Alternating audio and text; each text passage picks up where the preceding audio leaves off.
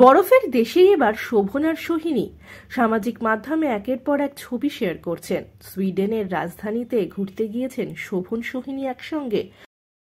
আপনাদের সবাইকে স্বাগত সিনে গসিপে।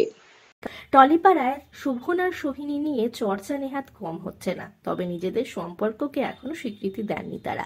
শোভন গঙ্গোপাধ্যায় আর সোহিনী সরকার সম্পর্ককে ঘিরে বেশ জল্পনা রয়েছে টলিপাড়ায় কয়েক মাস ধরে।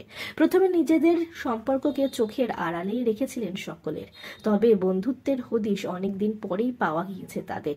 বন্ধুরা আড়ালে রাখলেও কয়েক মাস আগে সোহিনী সামাজিক মাধ্যমে শোভনের সঙ্গে ছবি শেয়ার করেছেন। তারপর থেকে যে সমস্ত গুঞ্জন রটেছিল তা দুয়ে দুয়ে চার হয়ে গিয়েছে। দুজনকে দেখা গিয়েছে সামাজিক মাধ্যমে ছবি শেয়ার করতে, তবে একে অপরের সঙ্গে কাটানো মুহূর্ত শেয়ার খুবই কম করেন তারা। সাম্প্রতিক দেখা যাচ্ছে বিভিন্ন ছবি পোস্ট করছেন, তাতে ফুটে উঠছে বরফ, চারপাশে বরফে মাখা এরকমই ছবি শেয়ার করতে দেখা যাচ্ছে শোভন আর সোহিনীকে। বোঝাই যাচ্ছে ঠান্ডার দেশে ঘুরে বেড়াচ্ছেন তারা, তবে কোথায় গেছেন, কার সঙ্গেই বা গেছেন, শোভন আড়ালে রেখেছেন পুরোটাই।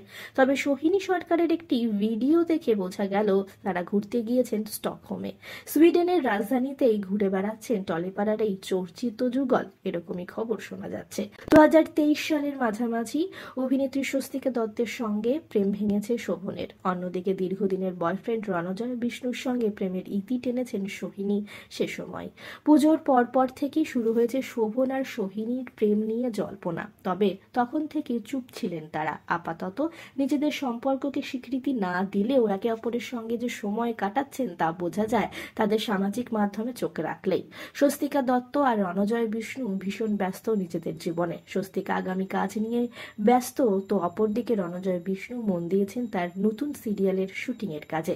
তবে শোভন আর সোহিনী একসঙ্গে সময় কাটাচ্ছেন। তারা কি খুব শীঘ্রই নিজেদের সম্পর্কে দেবেন ভালোবাসার শিলমোহর, তা তো জানা যাবে আগামী দিনে। তবে এই রোম্যান্টিক মান্থে যে তারা রয়েছেন বরফে মাখা দেশে, তা বোঝাই যাচ্ছে তাদের সামাজিক মাধ্যম দেখে।